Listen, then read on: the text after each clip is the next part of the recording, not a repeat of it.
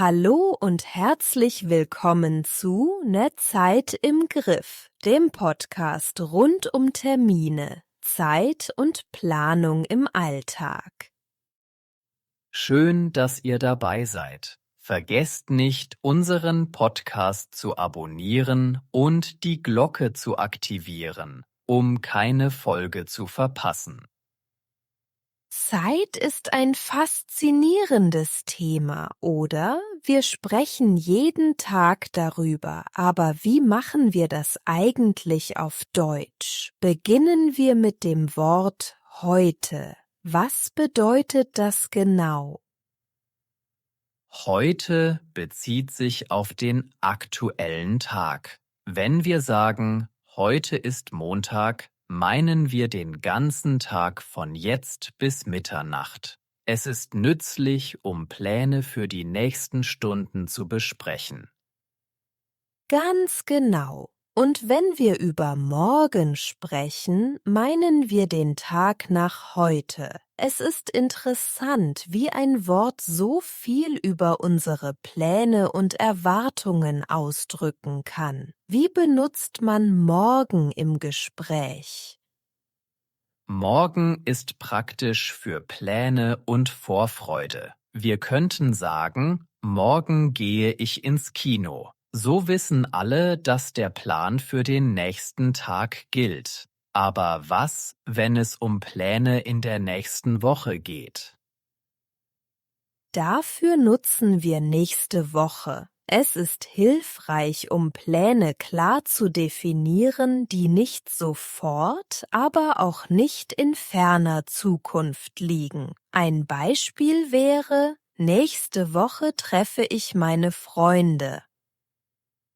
Stimmt. Und das Interessante ist, wie flexibel diese Begriffe sind. Mit ihnen können wir unsere Zeit gut organisieren und Pläne mit anderen teilen. Es gibt auch Wörter wie übermorgen für den Tag nach morgen.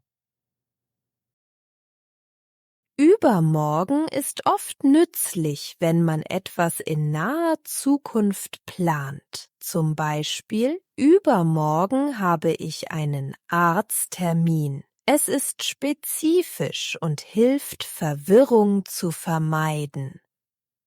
Absolut. Und wenn wir noch weiter in die Zukunft blicken, können wir sagen, in 2 Wochen oder nächsten Monat. Das gibt uns eine klare Vorstellung, wann etwas passieren wird. Wie verwenden wir diese Ausdrücke?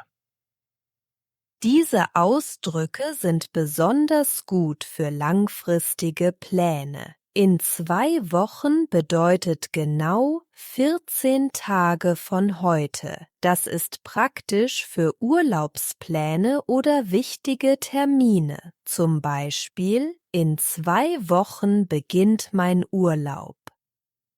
Was ist mit der Vergangenheit? Wie sprechen wir über gestern oder die letzte Woche? Gestern ist das Gegenteil von morgen. Es bezeichnet den Tag vor heute. Man könnte sagen, gestern war ich im Park. Und letzte Woche ist der Zeitraum von 7 Tagen vor der aktuellen Woche. Sprachlich einfach, aber sehr hilfreich. Ja, und mit diesen einfachen Ausdrücken können wir die Vergangenheit, Gegenwart und Zukunft abdecken. Sie sind wie kleine Bausteine in der Kommunikation. Was denkst du? Was ist das Wichtigste beim Sprechen über Zeit? Das Wichtigste ist Klarheit. Wenn wir über Zeit sprechen, helfen uns diese Begriffe, unsere Gedanken und Pläne klar und verständlich zu vermitteln. Es ist eine Frage der Präzision und des Verständnisses. Genau. Und mit diesen Grundlagen können wir in Gesprächen sicherer sein und besser planen. Zeit ist kostbar und die richtige Sprache hilft, sie effektiv zu nutzen.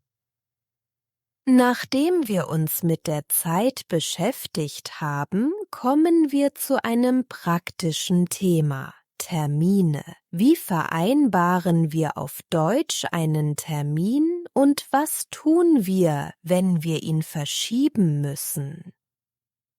Einen Termin zu vereinbaren beginnt oft mit einer Frage wie „Wann hast du Zeit?" oder „Passt dir nächste Woche Donnerstag?" Es ist wichtig, einen passenden Zeitpunkt zu finden.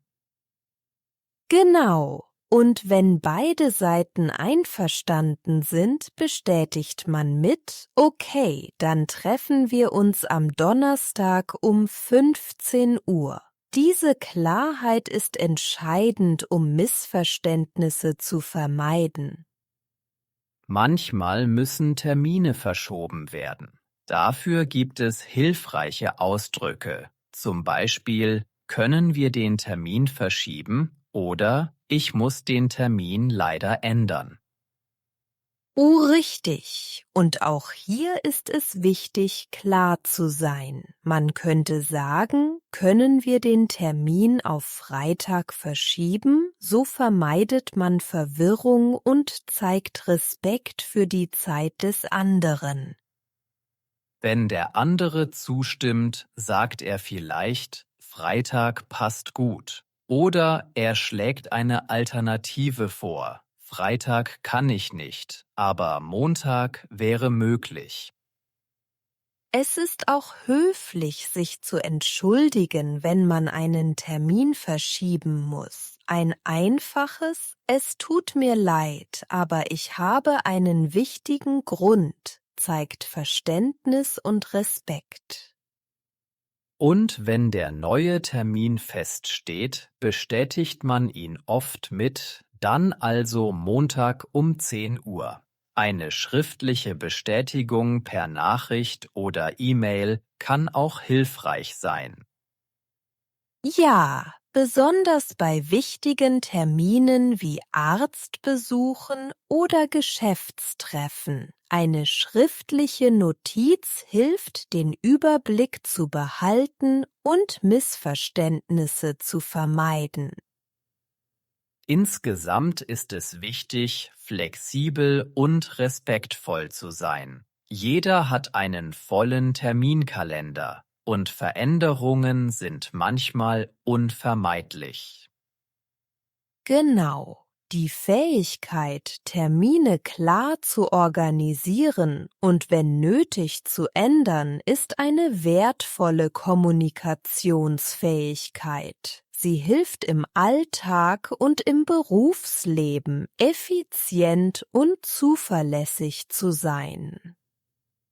Habt ihr schon einmal einen wichtigen Termin verschieben müssen und wie habt ihr das organisiert? Nachdem wir Termine organisiert haben, sprechen wir über Pünktlichkeit. Warum ist sie so wichtig in der deutschen Kultur? Pünktlichkeit zeigt Respekt für die Zeit der anderen. Es ist eine Frage der Höflichkeit, pünktlich zu erscheinen, besonders bei Meetings oder Verabredungen. Genau. Wenn man pünktlich ist, zeigt man, dass man die andere Person schätzt. In Deutschland gilt schon eine kleine Verspätung als unhöflich. Was sollte man tun, wenn man merkt, dass man sich verspäten wird? In diesem Fall ist es wichtig, so früh wie möglich Bescheid zu geben. Ein kurzer Anruf oder eine Nachricht kann viel bewirken. Man könnte zum Beispiel sagen, „Es tut mir leid, ich verspäte mich um 10 Minuten." So kann sich die andere Person darauf einstellen.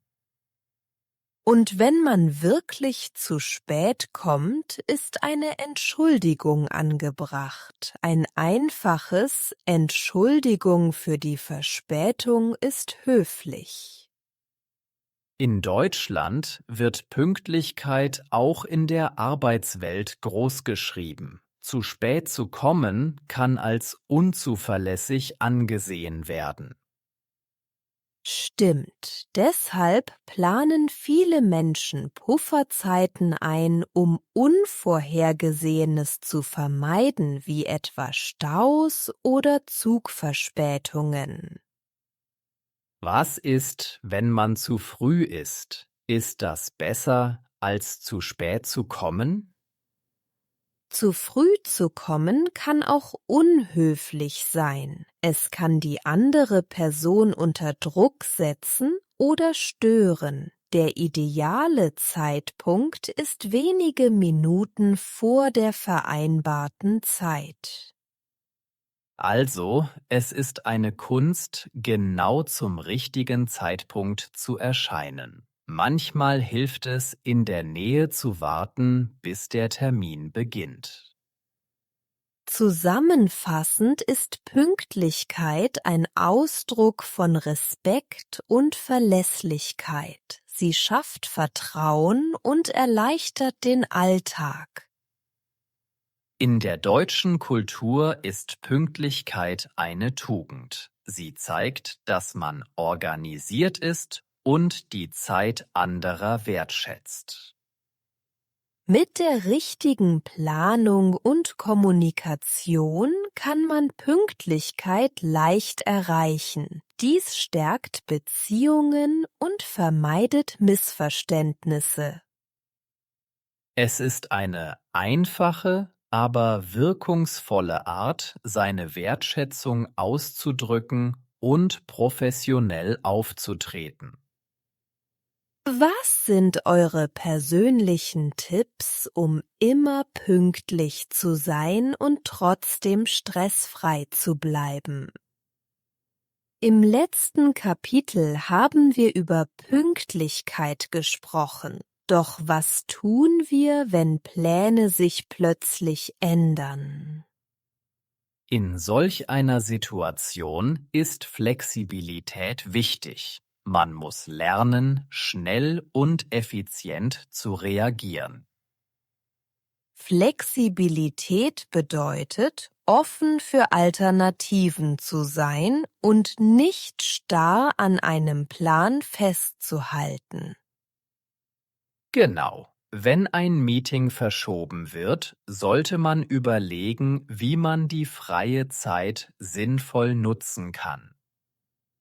Manchmal hilft es, eine Liste mit Prioritäten zu haben. So fällt es leichter, spontan umzudisponieren. Ein Beispiel: Wenn ein Zug Verspätung hat, könnte man die Zeit nutzen, um E-Mails zu schreiben oder ein Buch zu lesen. Wichtig ist auch, Ruhe zu bewahren und nicht in Panik zu geraten. Stress hilft nicht weiter.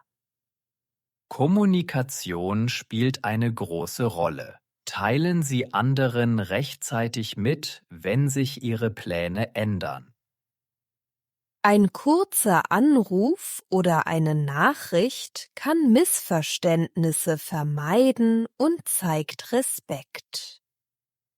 Manchmal ergeben sich durch geänderte Pläne neue Chancen. Vielleicht lernt man neue Leute kennen oder entdeckt neue Orte. Flexibel zu sein bedeutet auch, Entscheidungen schnell zu treffen und Prioritäten neu zu setzen. Das ist besonders in der Arbeitswelt wichtig, wo Projekte oft anders verlaufen als geplant. Ein flexibles Mindset kann helfen, kreativer und lösungsorientierter zu denken. Genau, es ermöglicht uns, besser mit unerwarteten Situationen umzugehen und stressresistenter zu werden. Wer flexibel ist, kann sich leichter an Veränderungen anpassen, was im heutigen schnelllebigen Alltag von Vorteil ist. Flexibilität ist eine Fähigkeit, die man üben kann, indem man sich bewusst in neue Situationen begibt. Am Ende kann man sagen, dass Flexibilität und Pünktlichkeit zusammen eine gute Balance bilden. Beide Eigenschaften tragen dazu bei, dass wir effizienter und respektvoller miteinander umgehen können. Und sie helfen uns, im persönlichen und beruflichen Leben erfolgreicher zu sein. Vielen Dank, dass ihr unseren Podcast verfolgt habt. Wir hoffen, euch hat die Reise durch Pünktlichkeit und Flexibilität gefallen. Bitte hinterlasst uns einen Kommentar mit euren Gedanken oder Lieblingswörtern aus den Folgen. Vergesst nicht, unseren Podcast zu abonnieren und die Glocke zu aktivieren, damit ihr keine neuen Folgen verpasst. Ein Like hilft uns auch sehr weiter. Wir freuen uns darauf, euch in der nächsten Staffel wiederzusehen. Die Pünktlichkeit. Die Pünktlichkeit zeigt Respekt für die Zeit der anderen. In der deutschen Kultur gilt die Pünktlichkeit als wichtige Tugend. Die Verspätung. Eine kleine Verspätung gilt in Deutschland als unhöflich. Bei einer Verspätung sollte man so früh wie möglich Bescheid geben. Die Flexibilität. Die Flexibilität bedeutet, offen für Alternativen zu sein. Mit mehr Flexibilität kann man kreativer denken und besser reagieren. Die Priorität. Eine klare Priorität erleichtert das Umdisponieren von Terminen. Die Priorität neu zu setzen, ist bei geänderten Plänen wichtig. Das Mindset. Ein flexibles Mindset hilft, besser mit unerwarteten Situationen umzugehen. Dieses Mindset ermöglicht es uns, stressresistenter zu werden.